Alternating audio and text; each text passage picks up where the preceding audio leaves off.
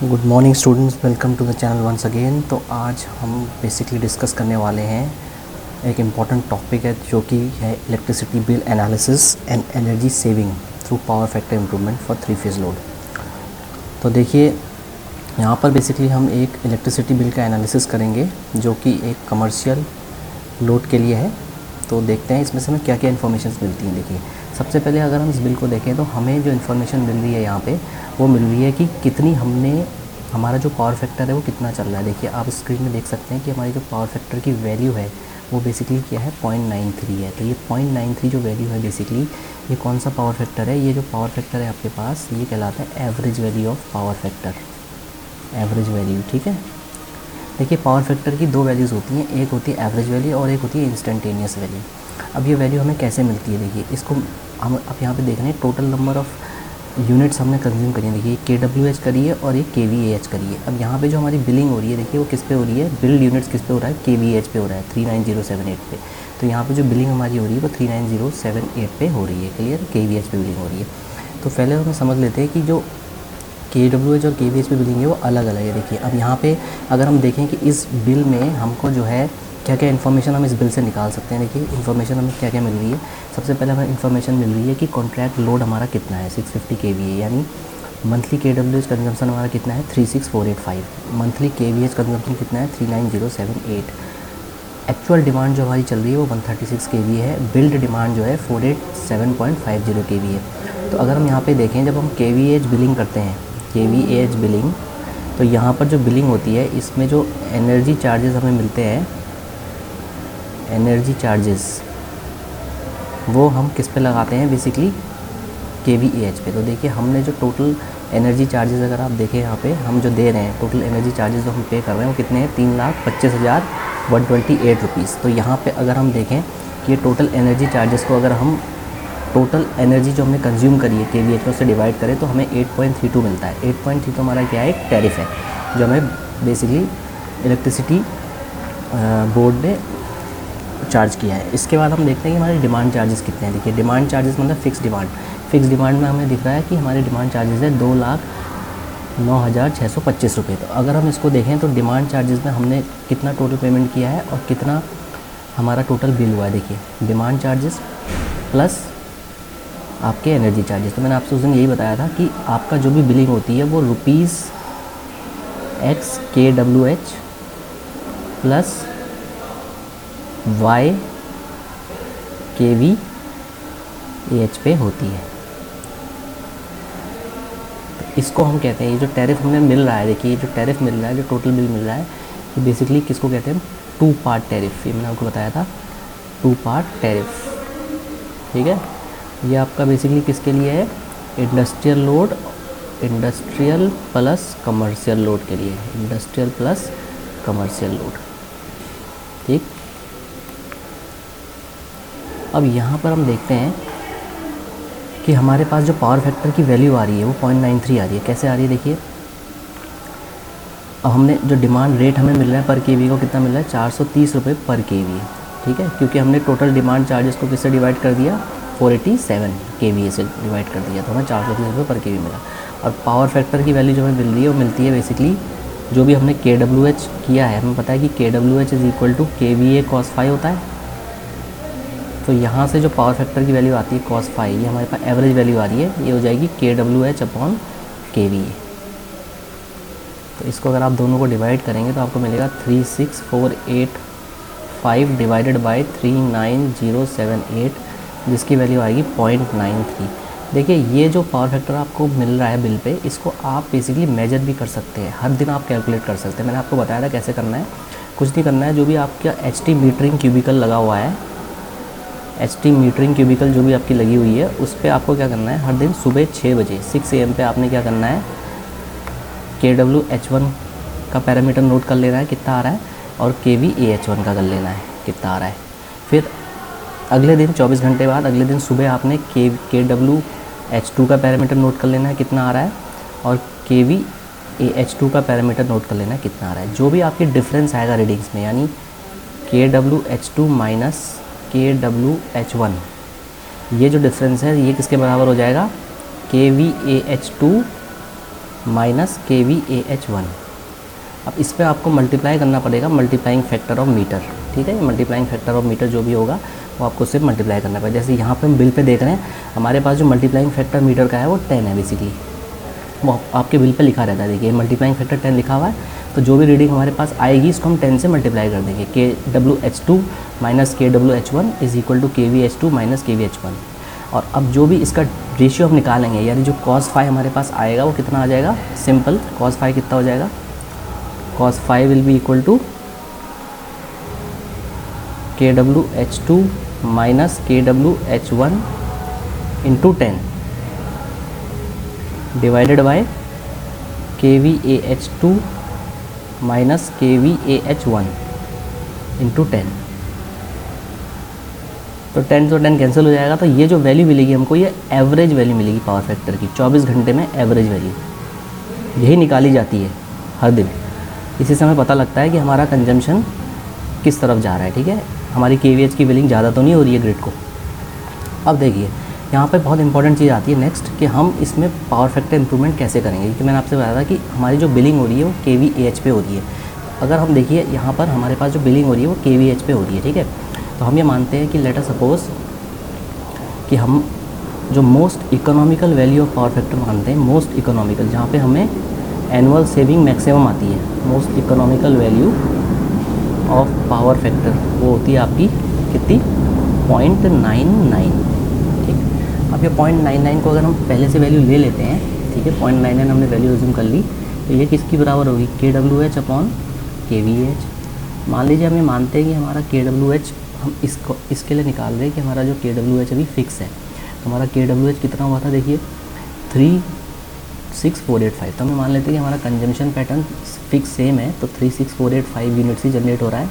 इस 36485 के लिए हमें बेसिकली KVH को कैलकुलेट करना है। तो KVH कितना हो जाएगा हमारे पास, डिवाइडेड बाय पावर फैक्टर, ठीक।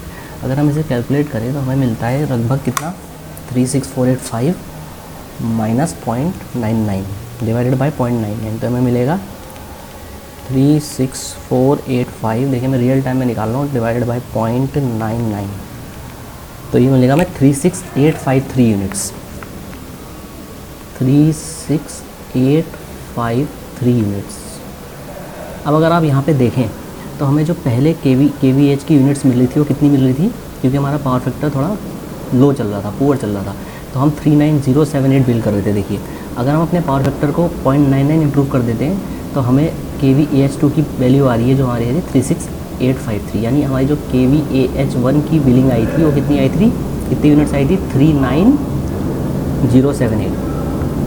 तो आप देख सकते हैं कि अगर हम पावर फैक्टर को इम्प्रूव कर लेते हैं 0.93 से 0.99, तो हम काफ़ी हद तक KVH की बिलिंग को रिड्यूस कर ले रहे हैं।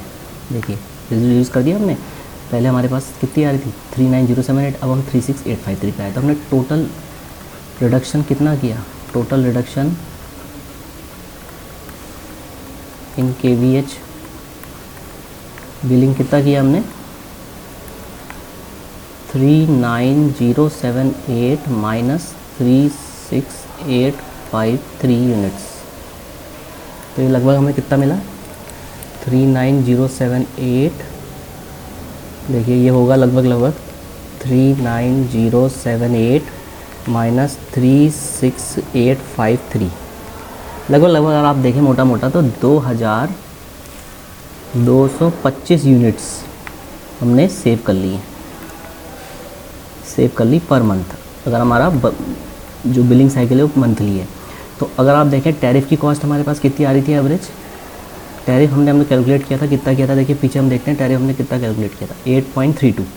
तो देखिए टैरिफ हमारा था 8.32 रुपीज़, तो टैरिफ हमारा था रुपीज़ 8.32।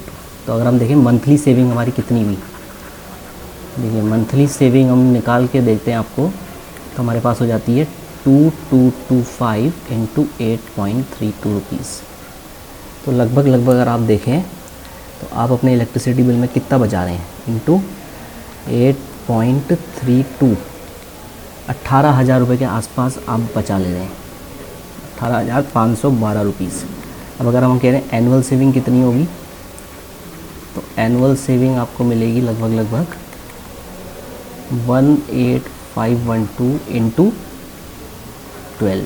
देखिए कितना आपने बचा लिया है, 18,000 से अगर आप 12 को मल्टीप्लाई कर देते हैं तो आप लगभग 2,22,144 रुपीज़ आप सेव कर लेंगे। कितने सेव कर लेंगे?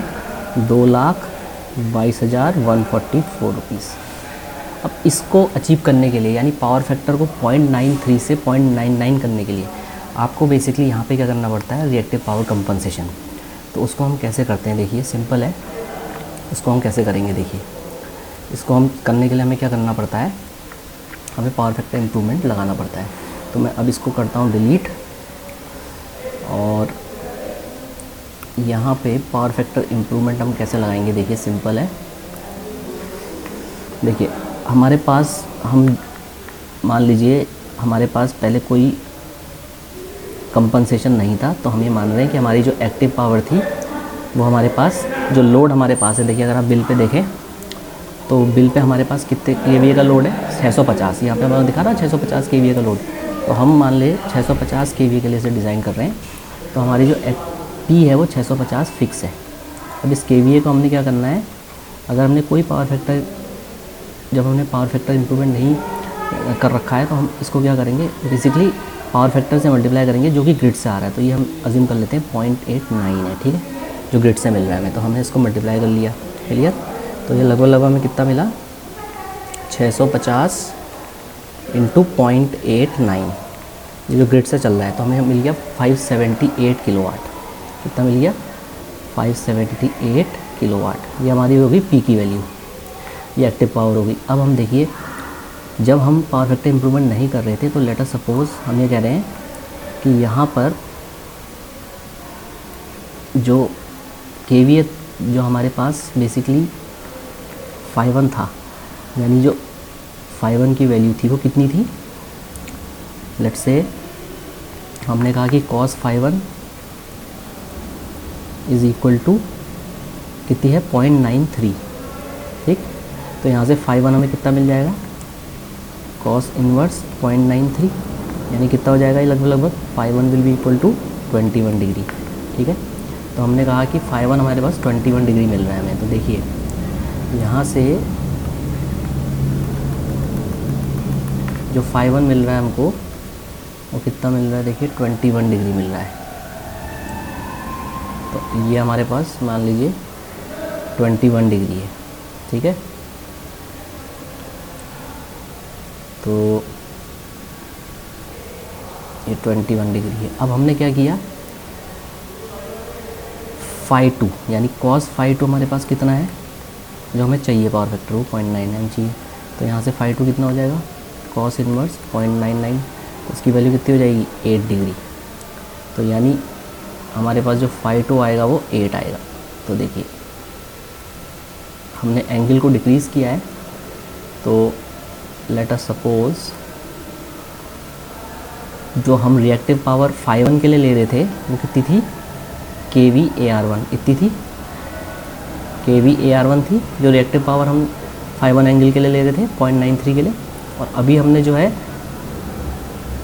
एडिशनल इम्प्रूवमेंट के लिए 0.992 के लिए हम कितना ले रहे हैं, इतना ले रहे हैं kVAR2, ठीक। तो दोनों रिएक्टिव पावर में डिफरेंस कितना हो जाएगा, यानी अगर हम इस पॉइंट को O मान लें, इसको P मान लें, इसको Q मान लें, इसको A मान लें, इसको B मान लें, तो हमारे पास जो एडिशनल रिएक्टिव पावर कंपनसेशन हमने करना है वो कितना करना है, AB का करना है, AB का ही तो करना है। तो AB के लिए हम क्या निकालेंगे, देखिए यहाँ पर ये एंगल हमारे पास phi2 है, ये कितना है, 8 डिग्री है। तो हम अगर हमें AB निकालना है, तो AB को हम निकालने के लिए क्या करेंगे, AB को निकालने के लिए हमें क्या करना पड़ेगा, QB से QA को माइनस करना पड़ेगा, ठीक है। तो QB कितना हो जाएगा, QB will be equal to kVAR1। अगर हम ट्रिग्नोमेट्री के हिसाब से देखें तो कितना हो जाएगा, P टेंजेंट 5.1, क्या हो जाएगा, P टेंजेंट 5.1, और QA कितना हो जाएगा, P टेंजेंट phi2। P को अगर हम कॉमन ले लेते हैं यहाँ पे, तो हमारे पास मिल जाएगा टेंजेंट 5.1 माइनस टेंजेंट phi2, ये हमारे पास रिएक्टिव पावर कंपनसेशन आ गया KV AR1 minus KV AR2। इतना एडिशनल रिएक्टिव पावर कंपनसेशन हम करेंगे अगर हम 0.93 से 0.99 तक जाना चाह रहे हैं। ठीक है, तो P कितना हो जाएगा हमारे पास? P हमारे पास हो जाएगा बेसिकली 578 किलोवाट टेंजेंट 5 यानी टेंजेंट 5 तो हम कहेंगे tangent 21 degree minus tangent 8 degree. इसको अगर हम सॉल्व करेंगे तो हमें मिलेगा 578। देखिए टेंजेंट 21 की वैल्यू मैंने लिखी है 0.383 और टेंजेंट 8 की लिखिए 0.14। तो इसको आप माइनस करिए तो आपको मिलेगा 0.383 माइनस 0.14 कितना हो जाएगा? ये 0.383 माइनस 0.14 इंटू 578। तो देखिए लगभग आपको मिल रहा है 140। कितना मिल रहा है? 140 kVAR। कितना मिल रहा है आपको? ये 140 kVAR। ठीक है, तो इतना रिएक्टिव पावर का कंपनसेशन हमें करना पड़ेगा अगर हम लेट्स से हमने कोई भी मीन्स हमने जो है पावर फैक्टर इम्प्रूवमेंट यानी इतने KVAR का हमें कैपेसिटर पैनल लगाना पड़ेगा ताकि हम पावर फैक्टर को इम्प्रूव कर सके 0.93 से बेसिकली कितने में 0.99 तक। ठीक है, तो इसमें अगर हम देखें तो 650 इंटू 0.89 तो ये हमारे पास आ जाएगा 0.383 माइनस 0.14 0.243 आ रहा है इंटू 578। 140 kVAR के आसपास हमें रिएक्टिव पावर का कंपनसेशन करना पड़ेगा। ठीक है, यानी इतने का हमको क्या चाहिए? बेसिकली एक APFC पैनल चाहिए जिसको हम कहते हैं automatic power factor controller panel. ठीक है, ताकि हम पावर फैक्टर को अपने 0.99 तक मेंटेन कर ले और उससे हमें जो है बेसिकली एनर्जी सेविंग हो जाए जितनी कि मैंने आपको बताई थी। क्लियर है? तो आई होप आपको ये लेक्चर समझ में आया होगा। चलिए फिर, happy learning and enjoy the channel. Thank you.